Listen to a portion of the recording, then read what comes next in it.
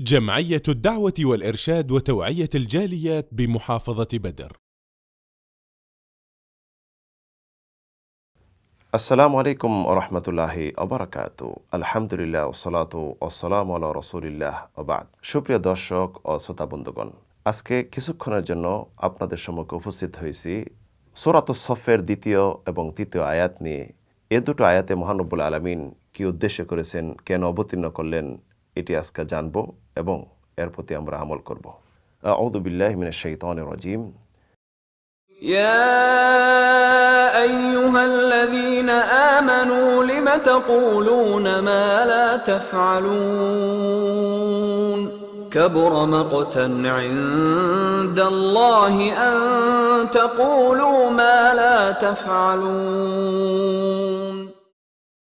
হে মুমিনগণ, তোমরা এমন কথা কেন বলো যা তোমরা করো না? এমন কথা বলা যা তোমরা করো না, এটা আল্লাহ রাব্বুল আলামিনের নিকট অতি অসন্তোষজনক। এই আয়াতে মহান রব্বুল আলামিন মুমিনদের উদ্দেশ্য করেছেন।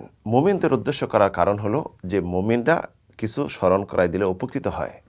দ্বিতীয়ত, মুমিনদের চরিত্রের মাঝে যদি কোনো এমন চরিত্র থাকে যেটা আল্লাহ অসন্তুষ্ট হন, তা থেকে মুমিনদেরকে পবিত্র করার জন্য। ইমাম কুরতুবী রাহিমাহুল্লাহ আয়াতের তাফসিরে বলেন, মহান রব্বুল আলামিন এইখানে প্রশ্নবোধক চিহ্ন নিয়ে এসেছেন। উদ্দেশ্য হলো ধমক দেওয়ার জন্য এবং এটা নিন্দাবাদ করার জন্য এমন কথা বলা যেটি করে না মানুষ, এমন কাজ থেকে নিষেধ করা যেটি মানুষ নিজেই করে। এমন যদি হয়ে থাকে এটি অতীতের, তাহলে সে মিথ্যাবাদী। আর যদি ভবিষ্যতে এমন কিছু বলল, পরবর্তী এটা করলো না, তাহলে সে ওয়াদা খেলাপ করলো। এই দুটো কাজ, মিথ্যা বলা, ওয়াদা খেলাপ, এটা মুনাফিকদের চরিত্র। এটি আল্লাহ অসন্তুষ্ট হন এবং অতি নিন্দনীয় কাজ। আব্দুল্লাহ ইবনে আব্বাস রাহিমাহুল্লাহ এই আয়াত অবতীর্ণ হওয়ার প্রেক্ষাপট সম্পর্কে তিনি বলেন, মুমিনদের মাঝে কিছু লোক মনে মনে আশা আকাঙ্ক্ষা করত, আল্লাহ রাব্বুল আলামিন যদি তার প্রিয় কাজগুলি আমাদেরকে বলে দিতেন, তাহলে ওই কাজগুলি আমরা করতাম। পরবর্তী যখন বিশ্বনবী সাল্লাল্লাহু আলাইহি সাল্লামের কাছে আয়াতগুলি অবতীর্ণ হলো এবং আল্লাহ রাব্বুল আলামিন কি কি পছন্দ করেন সেখানে বর্ণনা করা হলো, মুমিনরা তখন এটি তাদের উপর কঠিন মনে করলো এবং তাদের উপর যেন একটি ভারী কাজ হয়ে গেল। আব্দুর রহমান বিন সাদি রাহিমাহুল্লাহ এই আয়াতের তাফসিরে বলেন, আল্লাহ রাব্বুল আলামিন উদ্দেশ্য করেছেন এমন কিছু কাজের তোমরা আদেশ করো এবং নিষেধ করো মানুষকে, তোমরা প্রশংসিত হচ্ছ, অথচ ওই কাজগুলি তোমরা নিজেই করো না এবং নিষেধকৃত কাজগুলি তোমরা নিজে করে যাচ্ছ।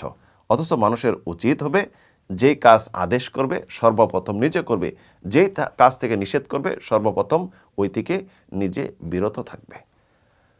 কাবুরা মাকতান ইনদাল্লাহ আন তাকুলু মা লা তাফআলুন।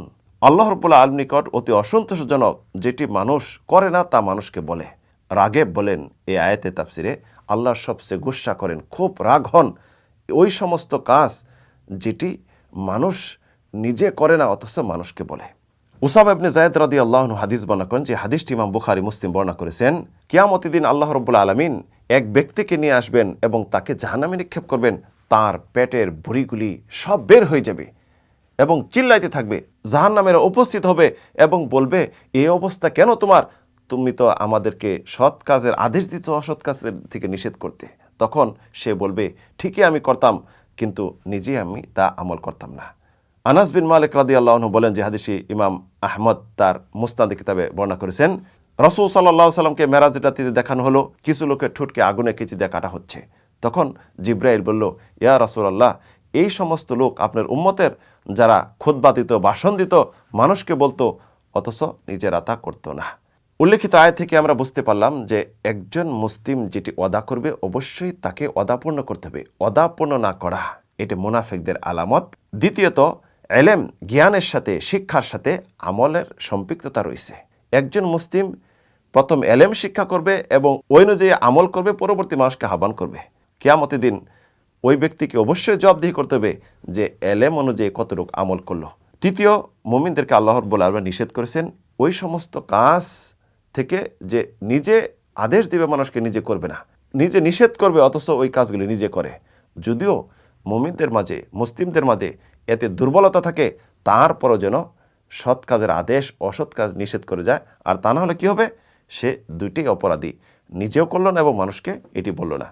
এই আয়াত থেকে আমরা যা সংক্ষিপ্ত বুঝতে পারলাম, আল্লাহ রাব্বুল আলামিন আমাদেরকে এই আয়াত অনুযায়ী আমল করার এবং বন্ধুদেরকে শেয়ার করার তৌফিক দিন। আমিন, আল্লাহুম্মা আমিন।